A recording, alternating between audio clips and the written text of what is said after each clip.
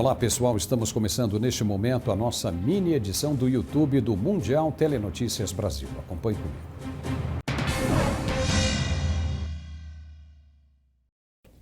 No Iraque, o Estado Islâmico reivindica um atentado que matou pelo menos 32 pessoas. O grupo terrorista havia sido expulso do país em 2017.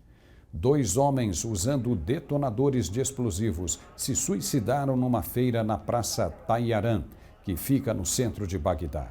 Centenas de pessoas estavam no local na hora das explosões. Testemunhas disseram que um dos terroristas disse que sentia dores no estômago antes de levar a mão à barriga e acionar o detonador. Pelo menos 32 pessoas morreram e 110 ficaram feridas. O atentado pode ter ligação com as eleições no Iraque. Elas estavam previstas para julho, mas o governo já decidiu pelo adiamento até outubro.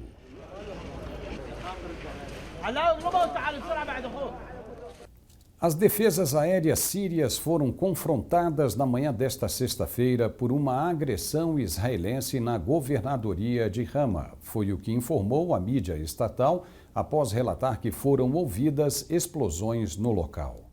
De acordo com a mídia estatal da Síria, por volta das 4 horas da manhã desta sexta-feira, os israelenses lançaram um ataque aéreo com mísseis vindos da direção da cidade libanesa de Trípoli.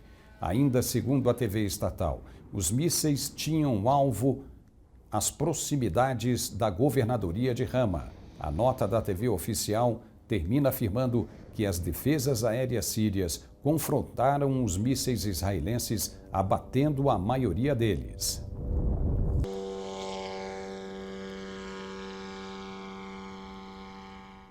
O Kremlin disse que os protestos em todo o país, planejados para o sábado, na tentativa de pedir a libertação do crítico Alexei Navalny, são ilegais. Para o governo russo, as manifestações estão sendo organizadas por agitadores.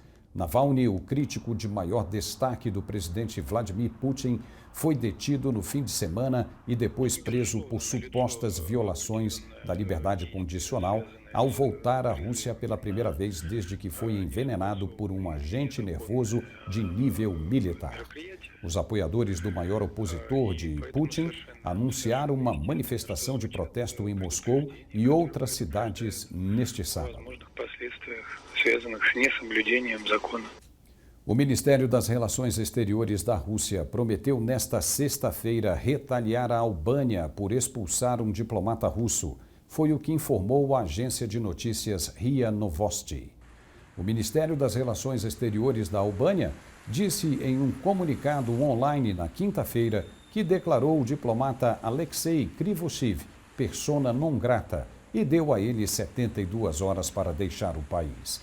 O comunicado afirma que Krivoshev violou repetidamente as medidas contra o coronavírus da Albânia ao longo de 2020, mas não especifica como quebrou as restrições à pandemia no país. O Kremlin não gostou e disse que vai devolver na mesma moeda. As dúvidas dos políticos dos Estados Unidos sobre as sanções da China contra 28 americanos expuseram totalmente a lógica norte-americana de intimidação e hegemonia. Foi o que disse a porta-voz do Ministério das Relações Exteriores, Hua Chunying, em uma coletiva nesta sexta-feira em Pequim. A China anunciou na quinta-feira sanções contra 28 pessoas que violaram gravemente a soberania da China. O líder do Comitê de Relações Exteriores da Câmara dos Estados Unidos, Michael McCaul, disse que as sanções eram descaradas e infundadas. Em resposta aos comentários de Michael, a porta-voz do Ministério das Relações Exteriores disse que, para os americanos, é permitido oprimir os outros arbitrariamente, mas não é permitido aceitar a autodefesa dos outros. Taiwan vem tentando assinar acordo de livre comércio com os Estados Unidos, mas segundo John Deng, o principal negociador comercial da ilha, apesar de ser difícil por enquanto, quando chegar a hora, eles vão aproveitar a chance. Taiwan, há muito tempo, busca um acordo comercial com os Estados Unidos. John Deng, que lidera as negociações comerciais da ilha, disse que se os Estados Unidos quiserem fazer um acordo de livre comércio, isso pode levar um bom tempo. É que a nova administração americana já sinalizou que vai priorizar o investimento doméstico antes de embarcar em novos acordos de livre comércio.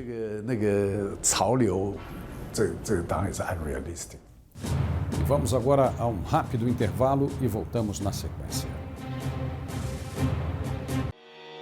Agora existe uma nova visão do mundo e um novo lugar para acompanhá-lo. Mundial Telenotícias.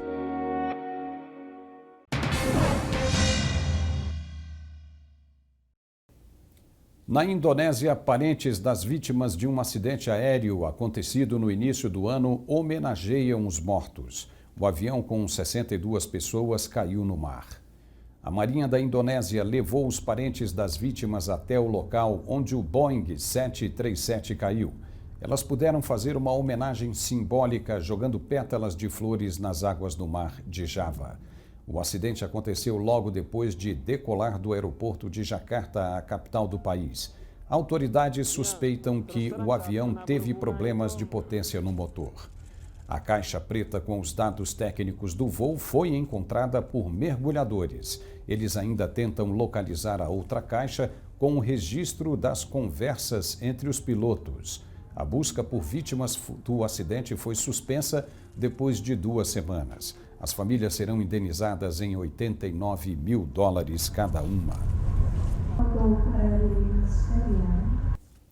Os trabalhadores presos desde 10 de janeiro em uma mina de ouro na China podem ter que esperar mais 15 dias antes de serem resgatados.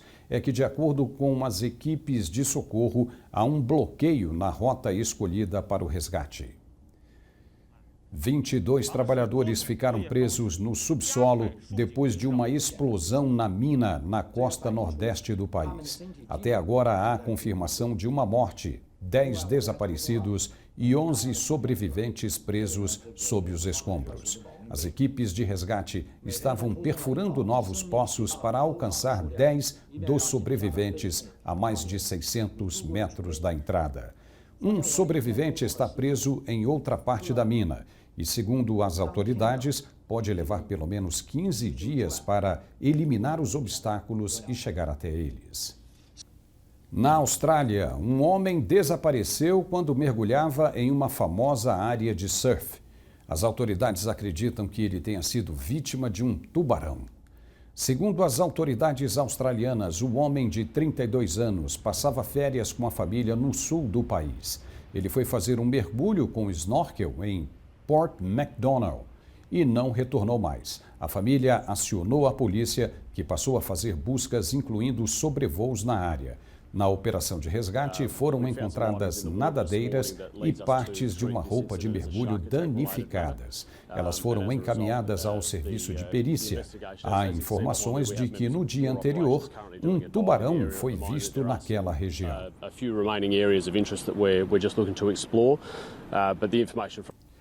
As Nações Unidas afirmam ter recebido relatos de 12 cidadãos sírios e iraquianos assassinados na primeira quinzena de janeiro no campo Al-Hol, administrado pelos curdos no nordeste da Síria. A República mantém refugiados internos e famílias de combatentes do Estado Islâmico. O porta-voz do Escritório da ONU para a Coordenação de Assuntos Humanitários, Jens Laerke, disse que eles estão convocando as autoridades que controlam a segurança no campo para manter seguros os residentes e também os trabalhadores humanitários. Laerke disse que a situação coloca em risco a assistência humanitária na região. O campo controlado por forças curdas sírias mantém 62 mil pessoas de vários países. O Real Madrid sofre com casos positivos para a Covid-19. O técnico Zinedine Zidane está infectado com a doença. O treinador de origem argelina contraiu a doença após contato com uma pessoa próxima. Ele fez os exames e o diagnóstico foi revelado nesta sexta-feira. O técnico de 48 anos não vive um bom momento no comando do Real Madrid. O time foi eliminado da Supercopa da Espanha pelo Atlético de Bilbao e caiu na Copa do Rei diante do modesto Alcoyano, da terceira divisão. Além de Zidane, o atacante Hazard, o meio-campista Casemiro e o zagueiro Éder Militão também tiveram Covid-19 este ano.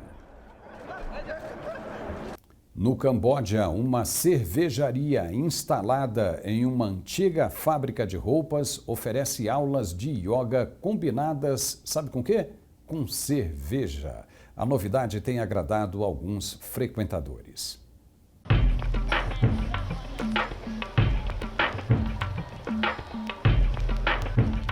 A cliente pega um copo de cerveja enquanto faz uma posição de yoga durante a aula. A jovem de 25 anos contou que é a primeira semana de volta ao trabalho desde o fim do último bloqueio do coronavírus no país e que está feliz pela cervejaria perto do trabalho. Não gosto de yoga tradicional porque eu fico entediada depois de 20 minutos, mas eu me divirto com yoga de cerveja. Não é tão sério quanto o yoga tradicional. Como você pode ver, quando praticamos yoga de cerveja, estamos com os amigos e isso me deixa muito feliz. Os organizadores mantêm um número limitado a uma dúzia de pessoas durante cada aula, que custa $8, cerca de R$43 para uma sessão de 1 hora, incluindo a cerveja. O Camboja registrou oficialmente apenas 453 casos de coronavírus e nenhuma morte.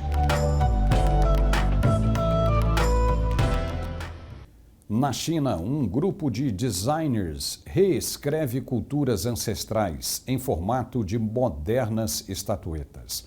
Eles são estudiosos de uma civilização que existiu há 4.800 anos.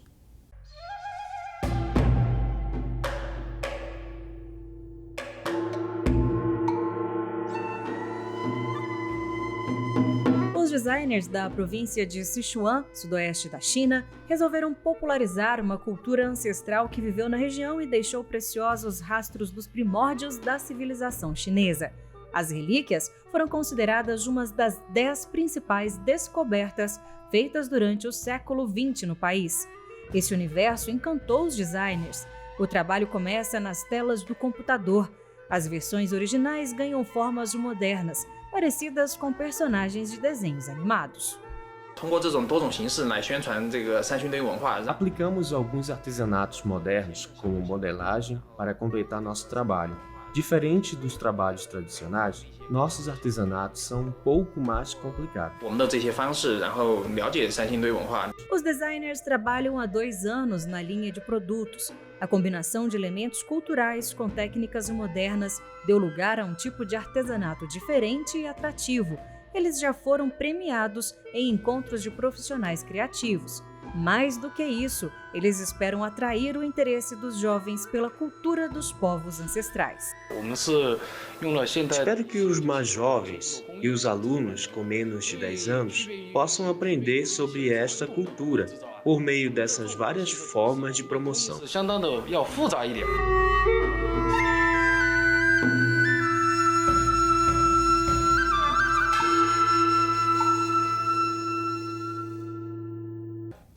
Ok, pessoal, encerramos por aqui a nossa edição do Mundial Telenotícias Brasil. Esperamos pelo seu like e compartilhe sempre que puder. Obrigado e até a próxima. Com apenas um dedo, você abre a porta do mundo para a informação verdadeira, objetiva e sem censura. Com apenas um dedo, você se junta a esse compromisso. Você vê o resultado de nosso trabalho, a sua nova visão do mundo. Mundial Telenotícias Brasil.